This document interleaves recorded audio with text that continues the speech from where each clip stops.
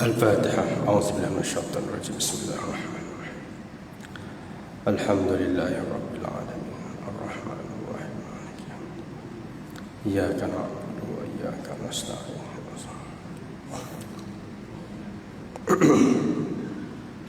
صراط الذين أنعمت عليهم غير المغضوب عليهم ولا الضالين.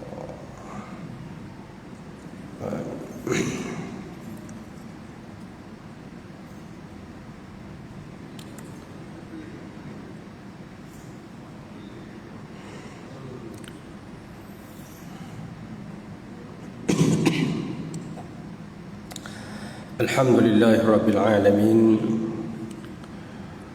Wassalatu wassalamu ala ashrafil anbiya'i wal mursalin wa ala alihi wa ashabihi ajma'in. Qala rabbi shrah li sadri wa yassir li amri wahlul 'uqdatam min lisani yafqahu qawli, amma ba'd.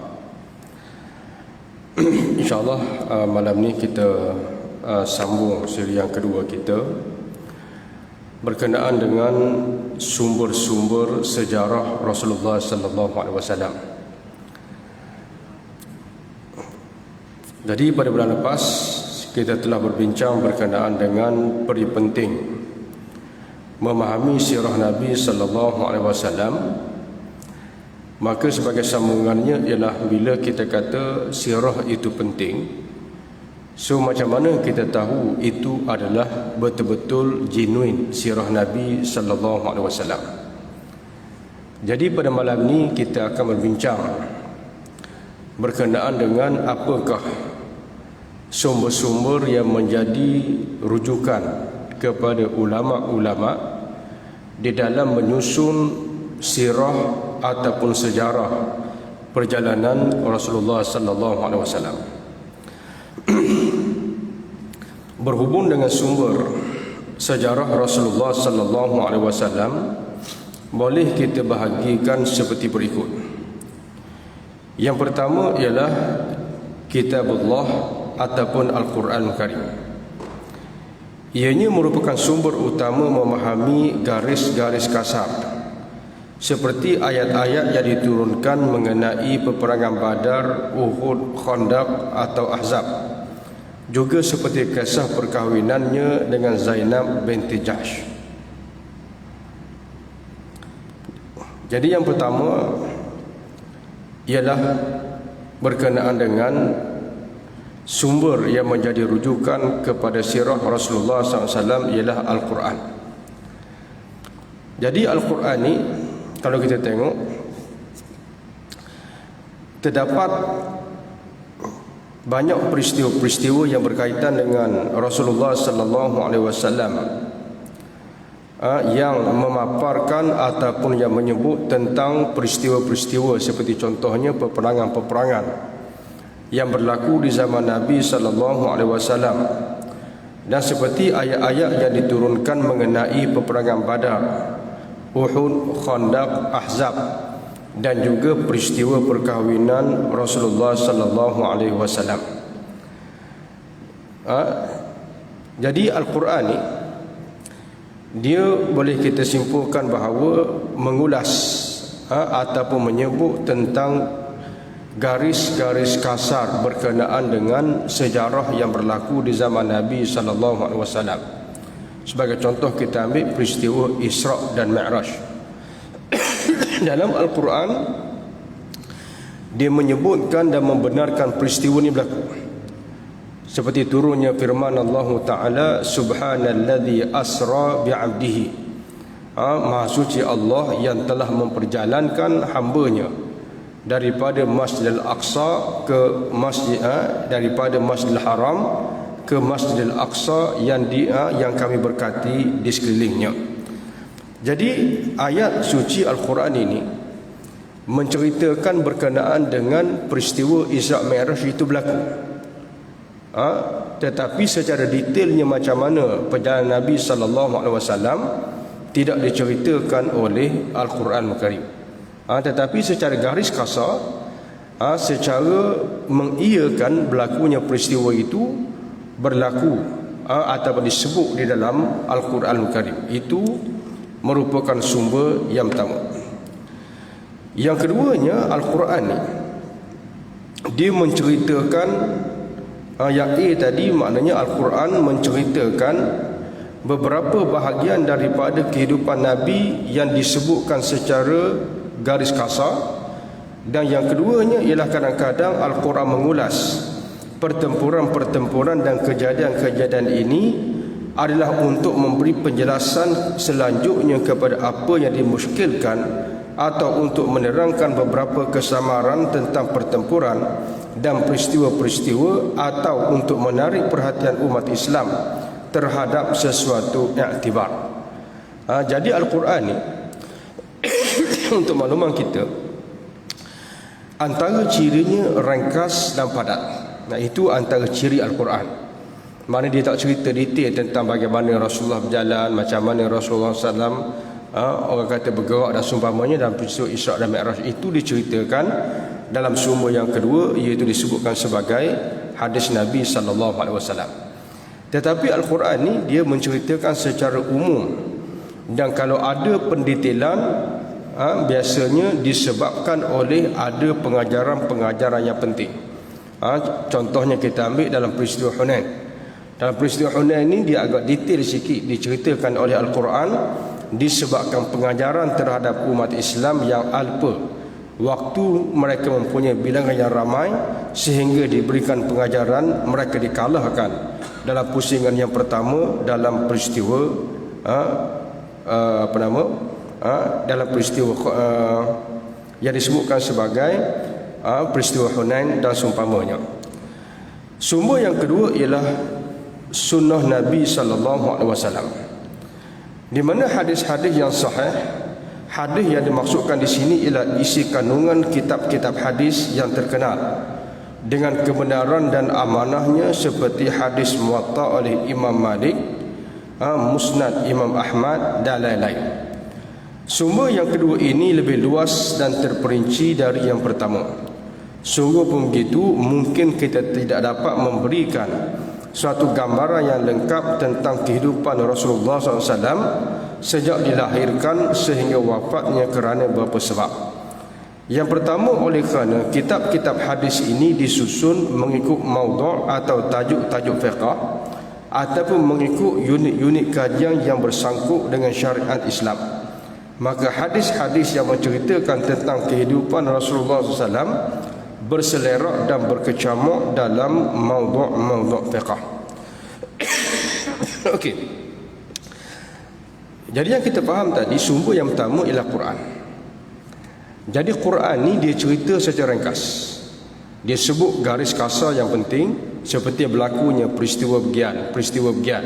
Itu sifat dan ciri Al-Quran. Dan yang keduanya, sumber kepada hadis ini ialah sumber kepada sirah ini ialah hadis-hadis Nabi SAW daripada sumber-sumber yang sahih.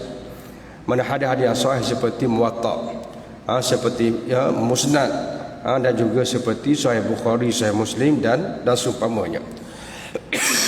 Tetapi masalahnya ialah sirah ni perlu orang kata apa, dikutip dan disusun daripada kitab-kitab hadis. Sebab apa? Sebab yang pertamanya disebutkan oleh Dr. Syed Ramadan Al-Buti tadi, kitab-kitab hadis ni disusun mengikut perjalanan hidup kita berdasarkan fiqh. Sebagai contoh kita ambil, kalau kita buka dah sama ada Musnad Imam Ahmad, Sunan Tis'ah sebagai contoh, ataupun Sunan Sittah, Sahih Bukhari, Sahih Muslim, kita dapati bahawa kitab-kitab ini dia tidak susun ikut perjalanan Rasulullah, tetapi dia susun mengikut tertib perjalanan rutin kehidupan manusia. Contohnya yang pertama, kalau kita buka kitab hadis, yang pertama biasanya dia akan susun hadis-hadis berkaitan dengan akidah. Sebab ibadat tidak akan sah, mereka mesti betulkan akidah dulu. Maka dia bercakap tentang tauhid, dia bercakap tentang iman, dan seumpamanya. Okay, selepas daripada bab tauhid, bab akidah, maka dia akan mari hadis-hadis berkaitan dengan taharah, bersuci. bab tayamum, bab apa, ambil wuduk dan seumpamanya, bab air, bab debu. Habis bab taharah, kemudian dia akan susun pula hadis-hadis yang berkaitan dengan solat. Hukum solat Nabi macam mana, waktu solat dan seumpamanya, sehinggalah kepada pemerintah negara, al-qada, siasat dan seumpamanya, kemudian dia habis. Jadi bab sirah ni, macam mana kehidupan Rasulullah, sirah Rasulullah SAW, biasanya dia akan masuk celah-celah. Dia akan masuk celah-celah antara hadis-hadis yang berkaitan dengan hukum tadi. Jadi maknanya kitab-kitab hadis ni dia tidak boleh, orang kata apa, nak jadikan macam kitab sirah, sebab susunannya dia berdasarkan kepada fiqh. Fiqh ni dia berdasarkan kepada rutin hidup manusia. Contohnya macam saya ambil tadi, yang pertama kita mesti betulkan akidah. Bila kita bangun tidur, apa kita buat? Mesti kita nak bersuci dulu. Lepas bersuci, rutin kita mestilah kita solat subuh. Kemudian kita pergi kerja. Bila dapat untung, kita kena bayar zakat dan seumpamanya. Baik. Jadi kitab-kitab fiqh ni dia susun berdasarkan kepada hukum ibadat, berdasarkan kepada hukum fiqh kehidupan kita. Maka sumber daripada sirah-sirah Nabi SAW perlu orang kata apa, dikutip dari satu bab ke satu bab, sehinggalah komplit hadis-hadis yang berkaitan dengan riwayat hidup Nabi SAW. Yang keduanya, oleh kerana para ahli hadis, terutamanya penyusun kitab-kitab hadis yang 6, tidak memerhatikan soal ini ketika mengumpulkan untuk disusun mengikut sejarah hidup Rasulullah SAW, maka yang mereka titik beratkan ialah penyusunan mengikut maudhu' ataupun tajuk-tajuk fiqh seperti yang disebutkan tadi. Jadi ulama-ulama hadis bila dikumpul hadis, dia orang punya concern ialah tentang hukum hakam. Dia orang punya concern ialah tentang hukum hakam. Jadi mereka tidak menitik beratkan soal berkaitan dengan sirah. Jadi cuma bila ada hadis mereka akan masuk. Tapi mereka akan susun di celah-celah bab fiqh. Jadi sebab itu kadang-kadang hadis ni kalau kita ambil sumber yang kedua, mungkin agak sukar untuk nak susun bagaimana sebenarnya sirah Nabi SAW. Sebab bila kita sebut sirah, dia akan susun hadis-hadis tadi berdasarkan yang pertama, lahir Nabi, kemudian kanak-kanak Nabi, bayi Nabi, kanak-kanak Nabi SAW. Lepas zaman kanak-kanak, zaman dewasa.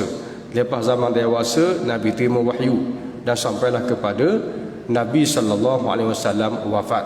Itu kalau kita ambil hadis yang disusun berdasarkan kepada sirah kehidupan Nabi SAW. Jadi itu antara kita kata kekangan dalam menyusun sumber hadis Nabi SAW sebagai sumber kepada sirah Rasulullah SAW. Dan yang ketiga ialah kitab-kitab sejarah Rasulullah SAW. Perihal riwayat hidup Nabi Muhammad SAW di zaman silam adalah melalui mulut ke mulut tanpa mendapat perhatian untuk dibukukan. Walaupun terdapat sebilangan kecil yang cuba menitik beratkan perhatiannya terhadap kejadian dan peristiwa-peristiwa dalam sejarah itu.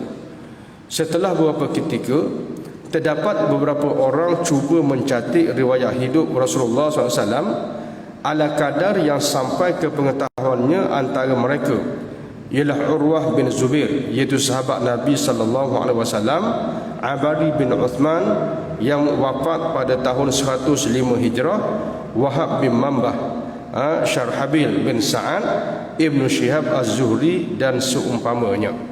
Okey. Kalau kita faham sebenarnya penulisan ni satu benda baru. Pada waktu Nabi SAW dilahirkan, dan masyarakat Arab ni bukan masyarakat yang menulis, bukan masyarakat yang suka membuku, bukan masyarakat yang suka membaca, disebabkan macam kita sebutkan pada bulan lepas bahawa Nabi SAW dilahirkan dalam keadaan umat yang ummi, yang tak tahu membaca. Baik. Jadi bila resam membaca ni hidup dalam masyarakat Arab, iaitu waktu Rasulullah menerima wahyu. Iqra, bacalah, barulah budaya membaca, budaya ilmu, menulis itu hidup pada zaman Nabi SAW. Jadi pada waktu hayat Nabi, menulis ni satu benda baru yang bukan resam kepada adat Arab pada waktu itu. Jadi yang pertama ditulis ialah Al-Quran. Itu yang pertama ditulis.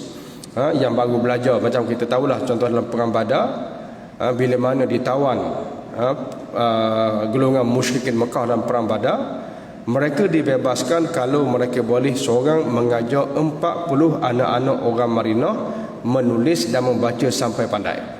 Okey. Jadi maknanya semakin ramai orang yang pandai membaca dan pandai menulis, maka orang yang pandai menulis dan membaca pada waktu itu, concern yang pertama, perhatian yang pertama yang mereka lakukan ialah menulis wahyu. Menulis wahyu.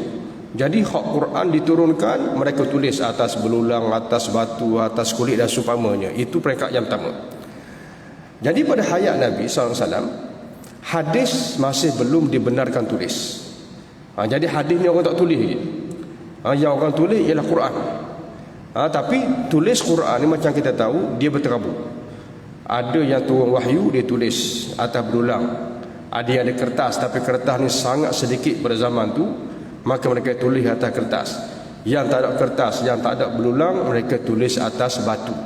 Ada yang mungkin batunya tak ada, yang tak sesuai dengan batu yang ada di sekeliling mereka, maka mereka akan tulis atas pelepah tamar, dan mereka simpan batu tersebut, mereka simpan pelepah tamar tersebut sehingga wafatnya Nabi SAW. Jadi budaya tulis hadis tak berlaku lagi. Waktu hayat Nabi SAW yang ditulis ialah Quran.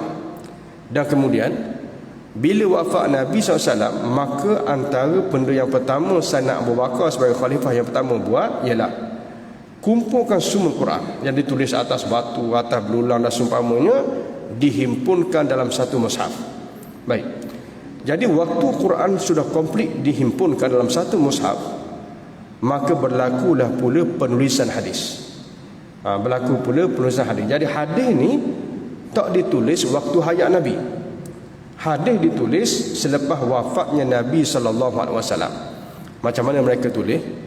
Antaranya ialah mereka pergi tanya sahabat-sahabat, setakat yang kamu hidup dengan Rasulullah, apa Rasulullah sebut, maka dia pun tulis hak Rasulullah sebut. Jadi sahabat-sahabat hak sezaman dengan Nabi mula menulis apa yang Nabi sebut. Mari kurung yang ketiga, barulah ditulis kitab hadis, disusun kitab hadis. Pada kurung yang kedua masuk kurung yang ketiga, barulah hadis itu mula ditulis. Maka resam tulis hadis yang pertamanya ialah hadis-hadis untuk mereka amalkan. Jadi sebab itu banyak hadis ditulis berkaitan dengan hukum hakam kehidupan kita, solat kita, sembahyang kita, puasa kita, haji kita dan seumpamanya. Ini pada peringkat awal. Jadi masa peringkat ini hadis mula dikumpul. Antara diriwayatkan bahawa yang paling awal dikumpul, yang dibukukan, yang sampai kepada kita hari ini, antaranya ialah Muwatta Imam Ahmad bin Hanbal. Ini yang sampai kepada kita. Tapi banyak kitab hadis yang disusun tapi tak sampai ke zaman kita. Yang sampai ke zaman kita yang awal antaranya ialah Muwatta Imam Malik. Ini pada tahun 95 Hijrah. Mana sebelum daripada tak sampai 100 tahun selepas wafatnya Nabi SAW. Jadi bila disusun, macam saya kata tadi, susunan itu dia berdasarkan kepada hukum fiqh, sembahyang, puasa, zakat. Kalau ada pun tentang kehidupan Nabi, maka dia dimasukkan di celah-celah hadis-hadis tersebut.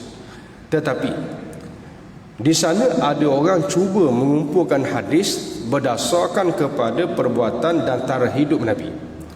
Mana mereka susun tu ikut kepada perjalanan hidup Nabi SAW, bukan berdasarkan kepada fiqh sebagaimana contoh yang disebutkan tadi, seperti Imam Az-Zuhri, Al-Mambah dan seumpamanya, yang telah susun kitab-kitab ataupun hadis-hadis berdasarkan kepada riwayat hidup Nabi SAW. Okey, ini antara kalau kita tengok yang menjadi sumber kepada sirah Nabi SAW antaranya ialah kitab-kitab sirah yang ditulis yang masih sampai kepada kita pada hari ini.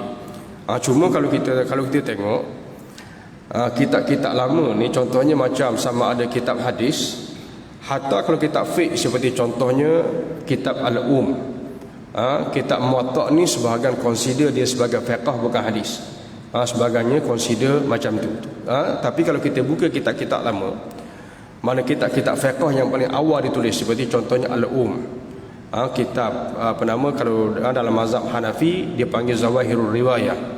Kalau mazhab Maliki antaranya ialah kitab Muwatta dan seumpamanya. Kitab-kitab ni walaupun namanya kitab fiqh, tapi susunan tu kita boleh tengok 90%-nya adalah hadis. 90% adalah hadis walaupun namanya kitab fiqh. Itu resam penyusunan fiqh pada peringkat awal. Jadi sebab itu di sana ada ulama-ulama di zaman para sahabat dan para tabi'in yang menyusun hadis-hadis berdasarkan kepada riwayat ataupun jalan hidup Nabi sallallahu alaihi wasallam, sebagaimana yang disebutkan tadi seperti kitab Urwah Ibn Zubair ni ni sahabat radhiyallahu taala anhu, Abari bin Uthman juga sahabat radhiyallahu taala anhu, Wahab bin Mambah ni antara sahabat yang disebutkan sebagai sirarus sahabah ataupun sahabat yang pada hayat Nabi SAW dia masih kecil pada waktu itu.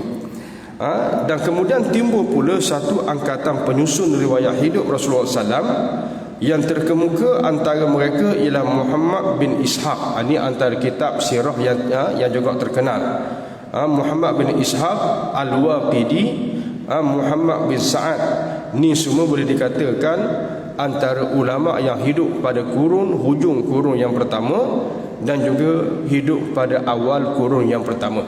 Ini antara kalau kita boleh sebutkan bahawa yang menyusun hadis berdasarkan kepada riwayat dan perjalanan hidup Nabi sallallahu alaihi wasallam.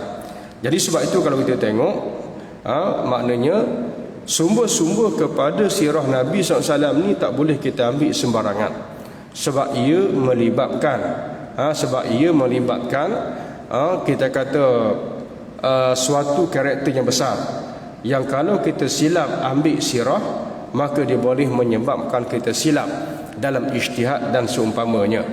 Jadi sebab itu kalau kita tengok macam ulama-ulama hadis dengan ulama-ulama fiqh, dia tak sama dari segi peristilahan.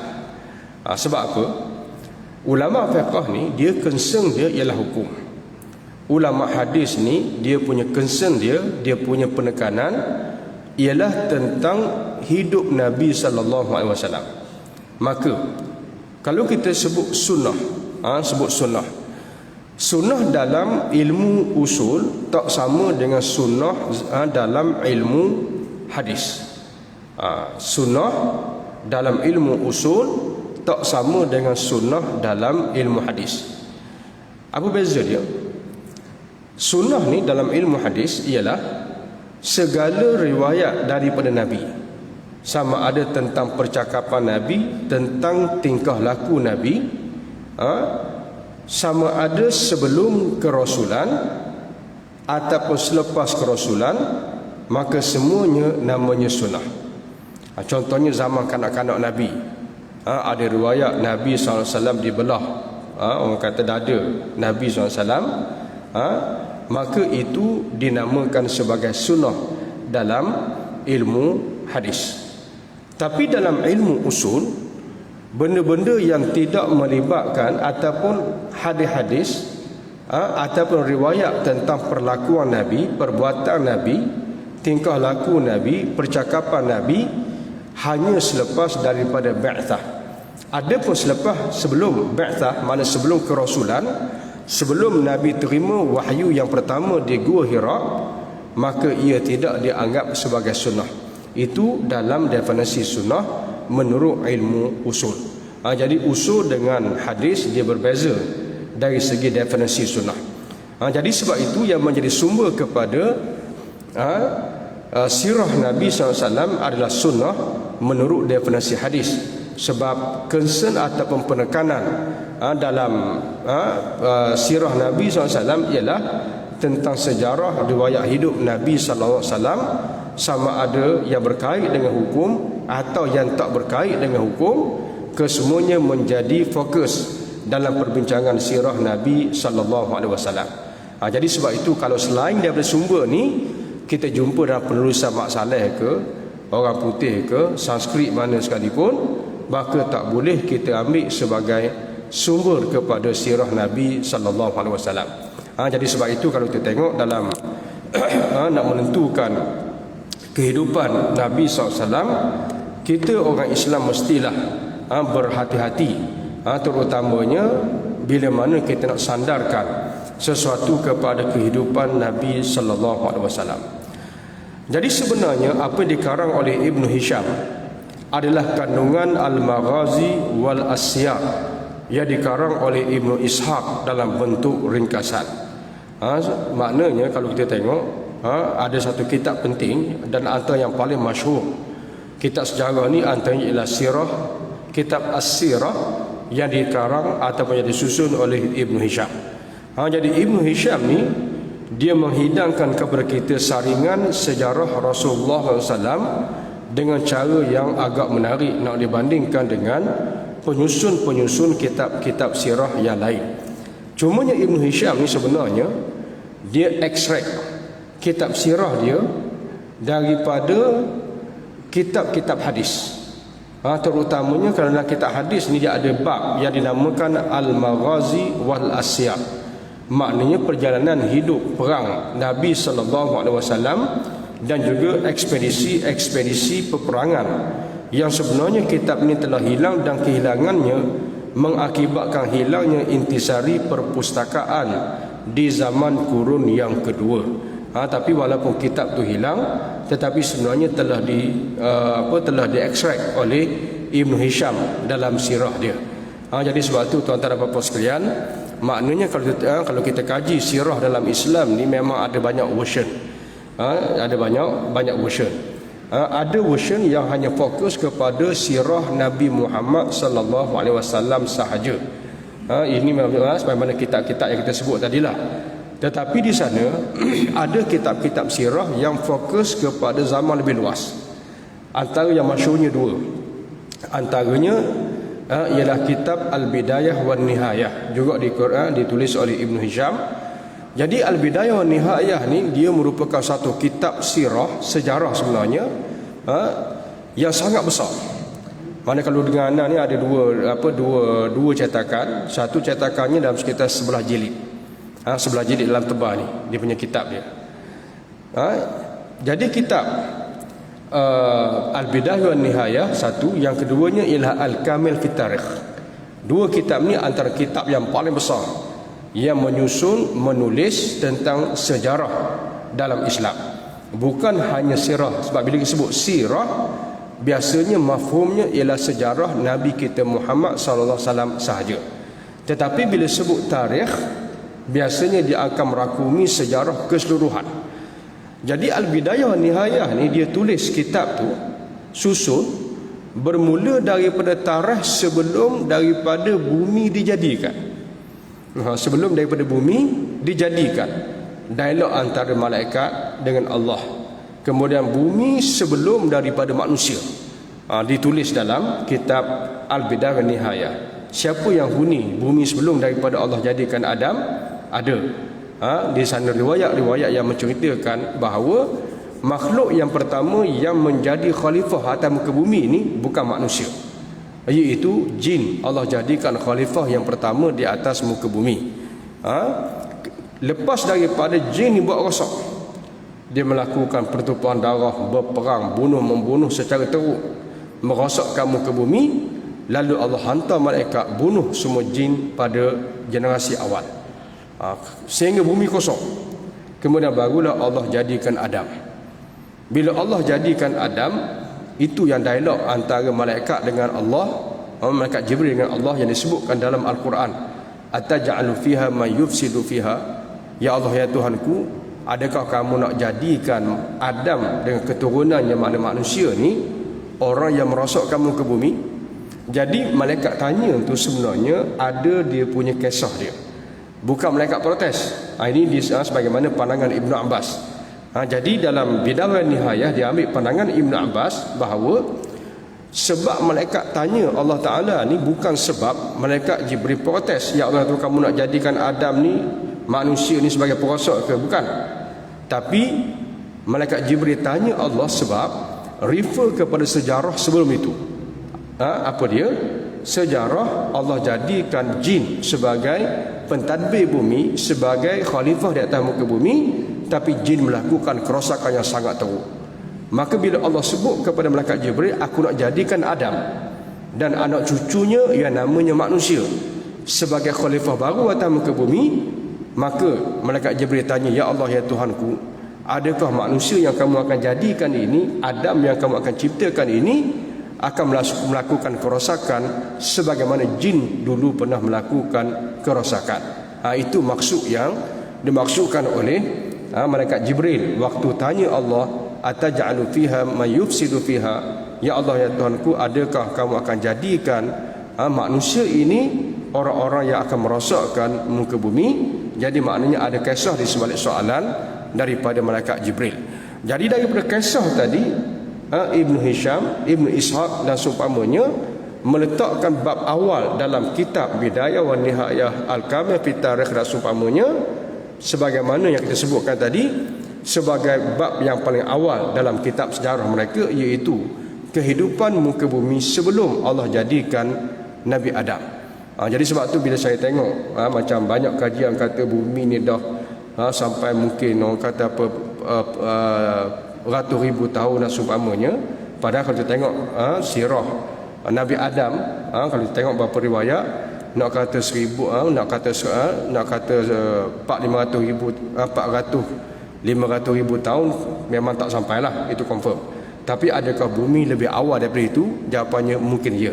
Sebab sebelum Allah jadikan Nabi Adam AS, Allah telah jadikan sebelum daripada itu lagi jin sebagai pentadbir muka bumi. Itu yang kita faham.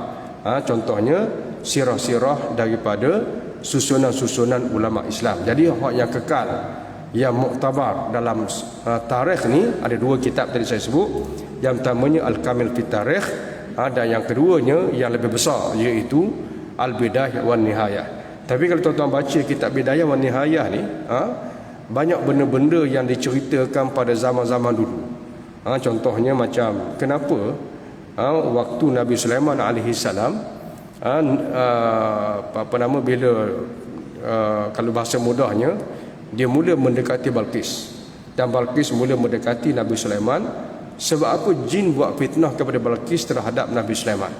Sebab kalau kita baca dalam Al-Kamil fi Tarikh disebut antaranya jin bimbang kalau Nabi Sulaiman alaihi salam dia berkahwin dengan Ratu Balqis, dia orang bimbang alam jin akan terbongkar terhadap akan terbongkar di hadapan mata Nabi Sulaiman alaihi salam. Sebab Balqis ni kalau kita tengok riwayat dia merupakan ayah dia manusia dan ibunya adalah jin. Kalau kita baca dalam Al-Kamil fi Tarikh, kalau kita baca dalam Kamil fi Tarikh juga, dalam Al-Bidayah wa Nihayah disebut macam mana mak dengan ayah Ratu Balqis ni dia boleh berkahwin, sedangkan seorang jin seorang manusia. Boleh berlaku ke tak boleh berlaku?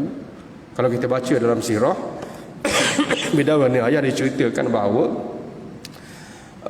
mak Ratu Balqis ni dia asalnya jin yang ditawan. Jin yang ditawan yang menjadi hamba di kalangan jin.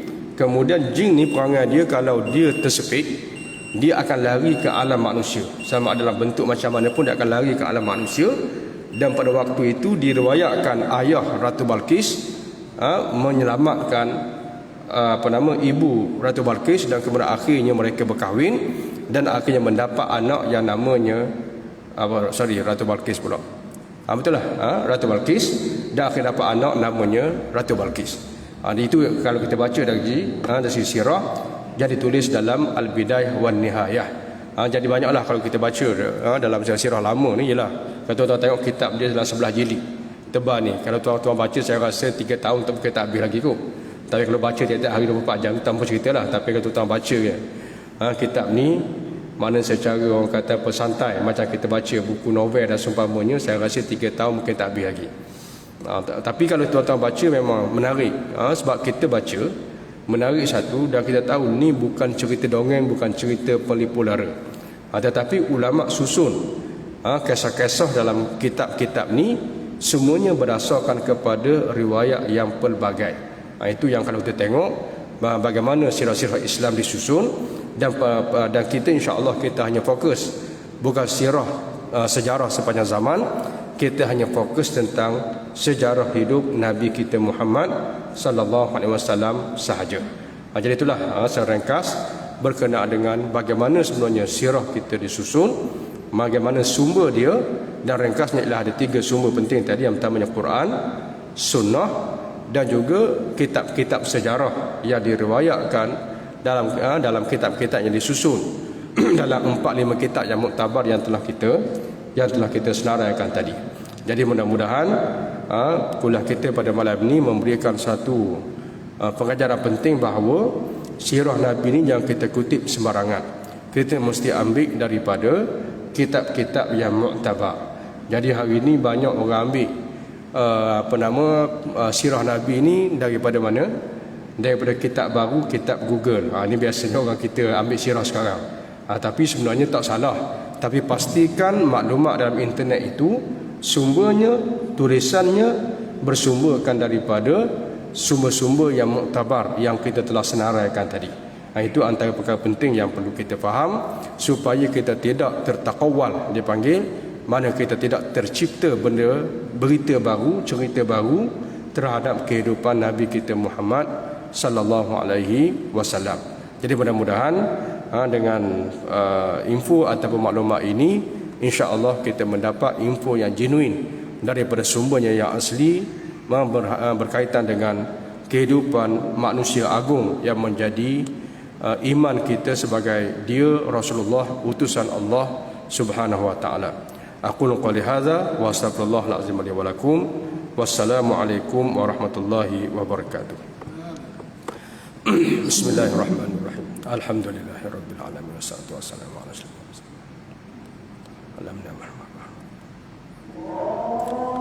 Alhamdulillah.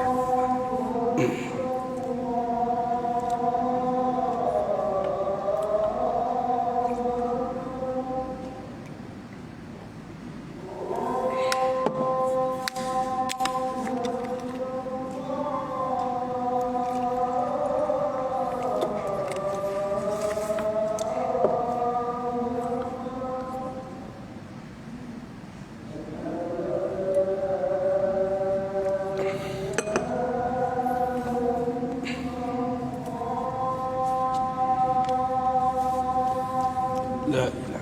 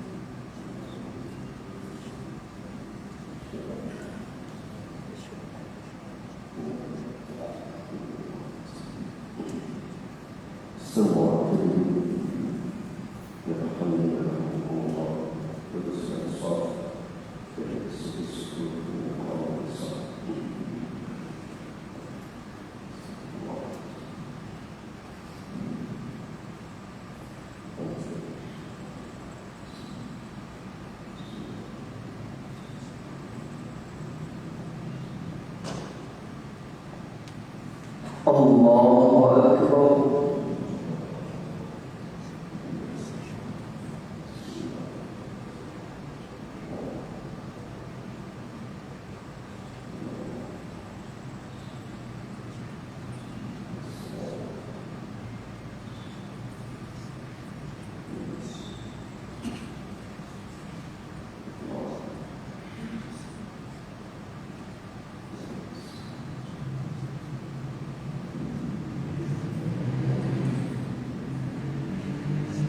Bismillahirrahmanirrahim. Alhamdulillahi Rabbil alamin.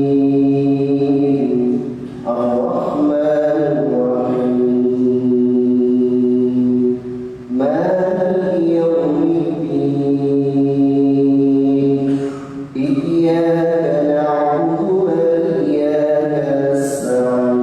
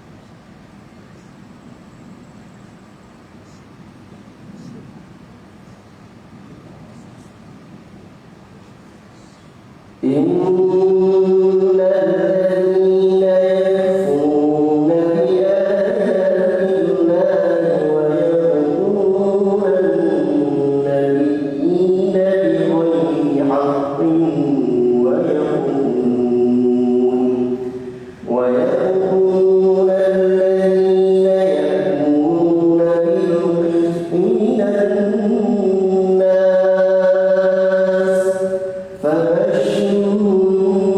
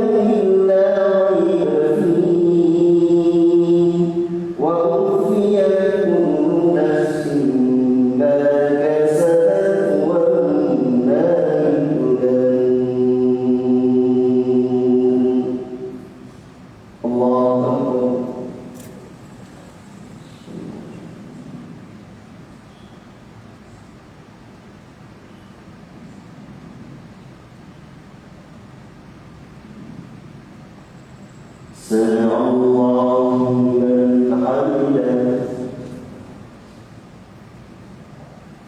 الله أكبر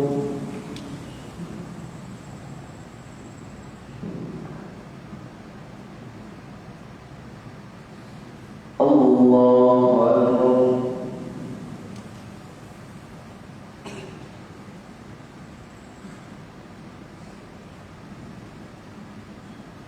الله أكبر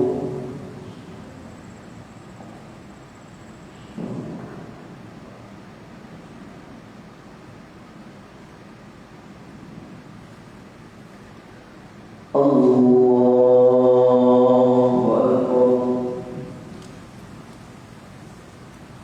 بسم الله الرحمن الرحيم الحمد لله رب العالمين الرحمن الرحيم مالك يوم الدين إياك نعبد وإياك نستعين اهدنا الصراط المستقيم صراط الذين أنعمت عليهم غير المغضوب عليهم ولا الضالين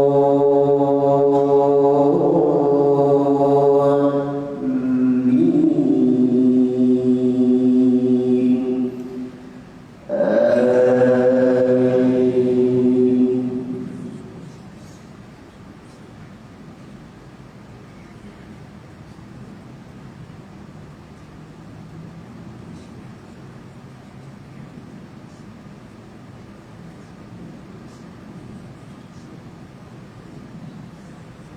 قل اللهم مالك الملك تؤتي الملك من تشاء وتنزع الملك ممن تشاء وتعز من تشاء وتذل من تشاء بيدك الخير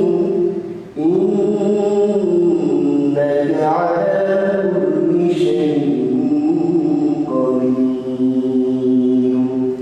تولج الليل في النهار وتولج النهار في الليل وتخرج الحي من الميت وتخرج الميت من الحي وترزق من تشاء بغير حساب الله أكبر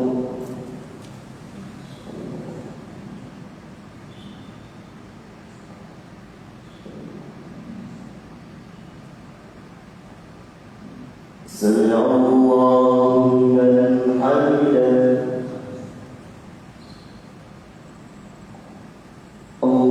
الله أكبر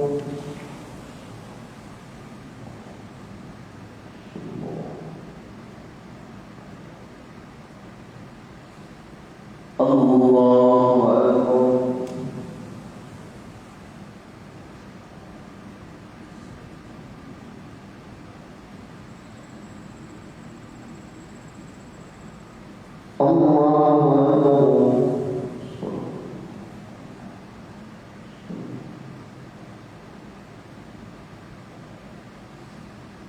الله أكبر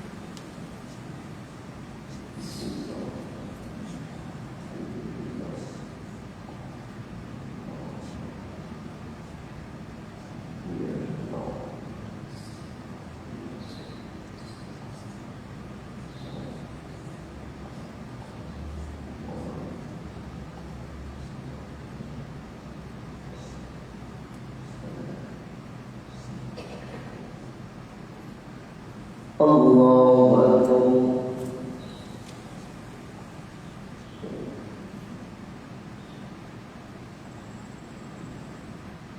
سمع الله لمن حمده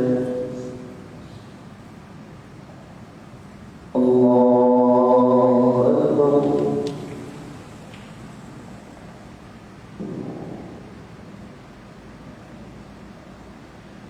الله أكبر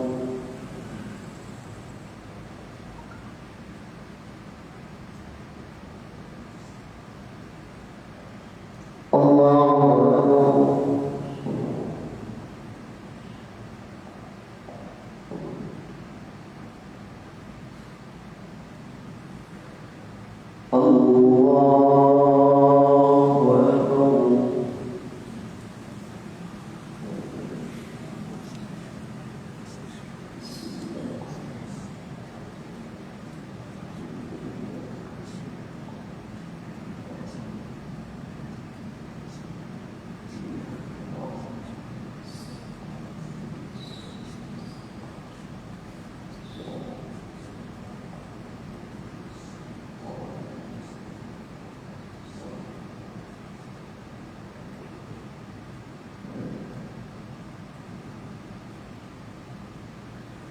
الله أكبر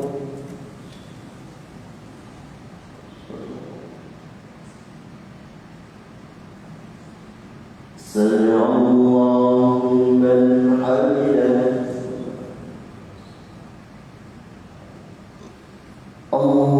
الله أكبر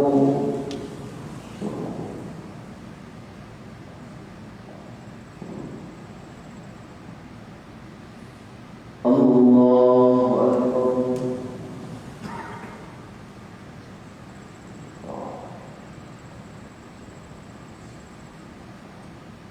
الله أكبر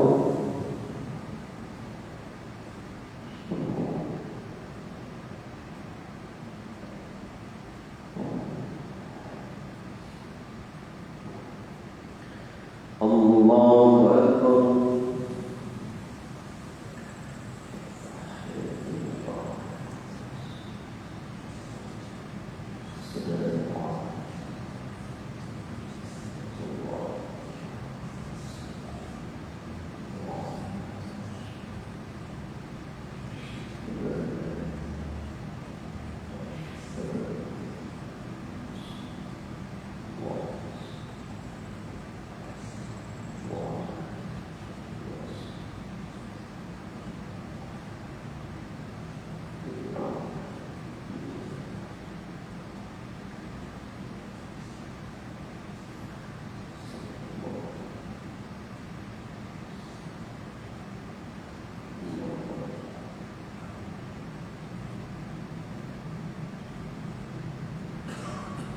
السلام عليكم ورحمة الله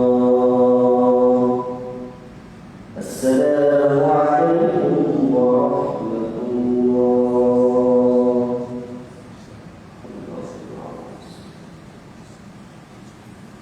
صلى الله